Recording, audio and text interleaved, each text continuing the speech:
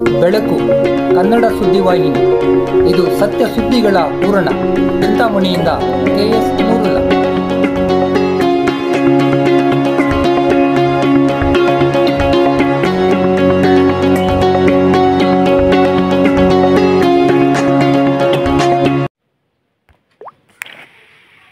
ದಾಸಶ್ರೇಷ್ಠ ಕನಕದಾಸರಿಗೆ ಗಾನ ನಮನ ಸಲ್ಲಿಸಿದ ವಾಸವಿ ವಿದ್ಯಾನಿಕೇತನ ಶಾಲೆಯ ಚಿಣ್ಣರು.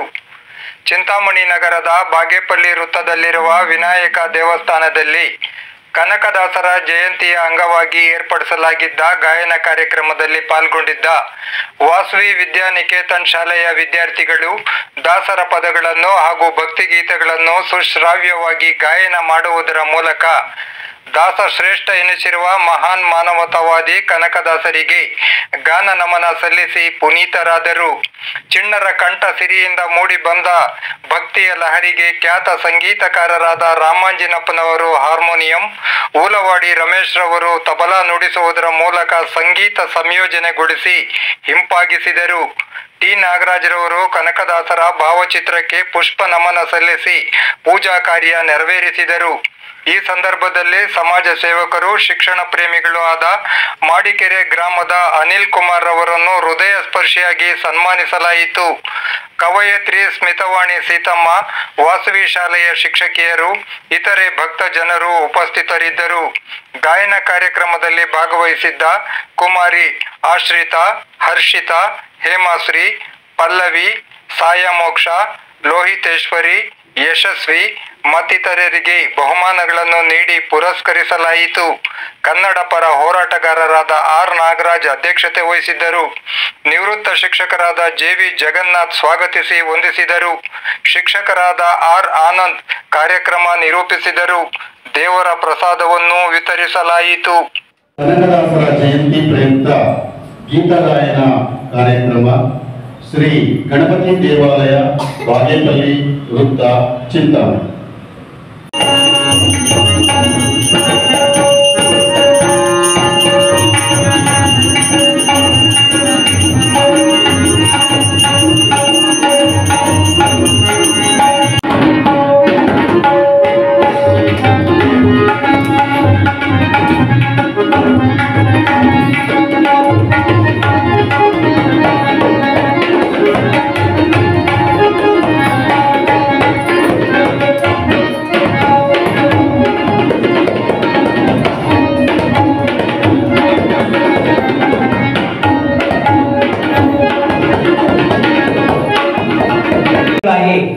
ಆಗಮಿಸಿರ್ತಕ್ಕಂತಹ ಮಾಡಿಕೆರೆ ಸುನೀಲ್ ಸರ್ ಅವರು, ಇವರು ನಮ್ಮ ಶಿಕ್ಷಣ ಕ್ಷೇತ್ರಕ್ಕೆ ಅಪಾರವಾದ ಕೊಡುಗೆಯನ್ನು ನೀಡಿರ್ತಕ್ಕಂಥ ವ್ಯಕ್ತಿ.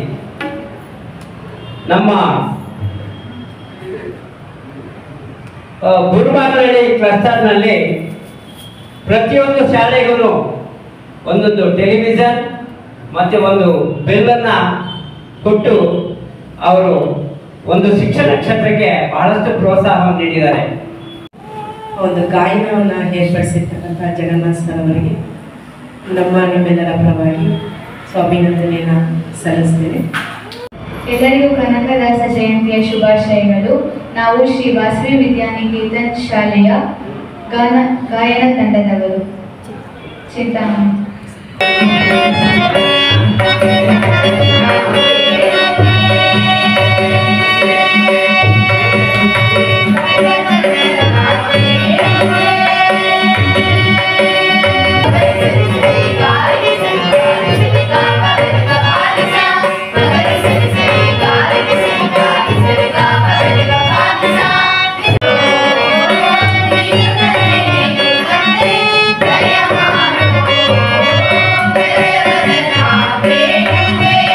Thank you.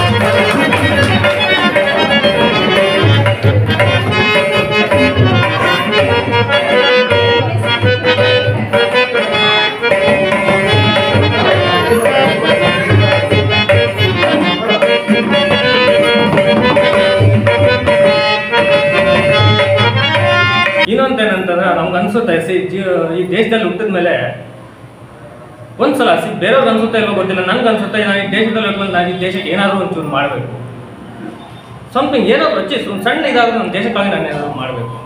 That is my vision. ನಾನು ಫಸ್ಟಿಂದ ನನ್ನ ಡ್ರೀಮ್ ಇತ್ತು. ಸಿನ್ಸ್ 2015 ಸಣ್ಣ ಪುಟ್ಟ ಬುಕ್ಸು ಅದು ಇದು ಕೊಡ್ತಿದ್ದೆ ಮಕ್ಕಳಿಗೆ. 2 ಇಯರ್ಸಿಂದ ಒಂದು ಲಾರ್ಜ್ ಸ್ಕೇಲಲ್ಲಿ ಏನಾದರೂ ಮಾಡಬೇಕು ಅಂತ ಯೋಚನೆ ಮಾಡಿ I have done my best. Around 100 ಸ್ಕೂಲ್ಸ್ಗೆ ಸ್ಮಾರ್ಟ್ TV ಮತ್ತು ಬೇರೆ ಬೇಕಾಗಿರುವಂಥ ಪರಿಕರಗಳನ್ನ ಸರ್ಕಾರಿ ಶಾಲೆಗಳಿಗೆ, ಯಾಕಂದರೆ ಸರ್ಕಾರಿ ಶಾಲೆಗೆ ಸಾಮಾನ್ಯವಾಗಿ ಬಡ ಮಕ್ಕಳಿಗೆ ಸೇರ್ತಾರೆ. ಅವರು ಯಾವುದೇ ಕಾರಣಕ್ಕೂ ಆರ್ಥಿಕತೆಯಲ್ಲಿ ಹಿಂದುಳಿದ್ರೂ ಪರವಾಗಿಲ್ಲ, ಶಿಕ್ಷಣದಲ್ಲಿ ಹಿಂದುಳಿಬಾರ್ದು ಅನ್ನೋ ಒಂದೇ ಒಂದು ಉದ್ದೇಶದಿಂದ ತುಂಬ ಪ್ರಯತ್ನ ಪಡ್ತಿದ್ದೀನಿ. ಮಕ್ಕಳನ್ನ ಆರ್ಥಿಕತೆ ಎಜುಕೇಷನ್ ಇತ್ತು ಅಂದರೆ ಆರ್ಥಿಕತೆ ಆಟೋಮೆಟಿಕ್ ಬರುತ್ತೆ. ಆರ್ಥಿಕತೆ ಬರೋದೇನು ದೊಡ್ಡ ವಿಷಯ ಅಲ್ಲ. ಫಸ್ಟ್ ಎಜುಕೇಷನ್ ಇತ್ತು ಅಂದರೆ ಏನು ಬೇಕಾದ್ರೂ ಮಾಡ್ಬೋದು. ಸೊ ಎಜುಕೇಷನ್ ಬಲಗೊಳಿಸ್ಬೇಕು, ವಿದ್ಯಾರ್ಥಿಗಳಿಗೆ ಚೆನ್ನಾಗಿ ಪಾಠ ಹೇಳ್ಕೊಡೋ ಥರ ನಾವು ವ್ಯವಸ್ಥೆ ಮಾಡಿಕೊಟ್ರೆ ಫೆಸಿಲಿಟೀಸ್, ನಾವು ಸರ್ಕಾರಿ ಶಾಲೆಗಳಲ್ಲಿ ಸ್ವಲ್ಪ ಫೆಸಿಲಿಟೀಸ್ ಕಡಿಮೆ ಇದೆ. So we have to accommodate. ಅವ್ರು ಫೆಸಿಲಿಟೀಸ್ ಕೊಟ್ಟರೆ ಏನಾಗುತ್ತೆ ಅಂತಂದರೆ ದೇ ವಿಲ್ ಬೆಟರ್. ಅವ್ರು ತುಂಬ ಚೆನ್ನಾಗಿ ಪರ್ಫಾರ್ಮ್ ಮಾಡ್ತಾರೆ. ಅವ್ರಿಗೂ ಭಾಷೆ ಒಂದು ಕಡಿಮೆ ಆಗ್ಬೋದು, ಆದರೆ ಜ್ಞಾನ ತುಂಬ ಚೆನ್ನಾಗಿರುತ್ತೆ. ಐ ಬಿಲೀವ್ ನಾವು ಹುಟ್ಟಿದ ಮೇಲೆ ಏನೋ ಒಂದು ಸಾಧಿಸಬೇಕು,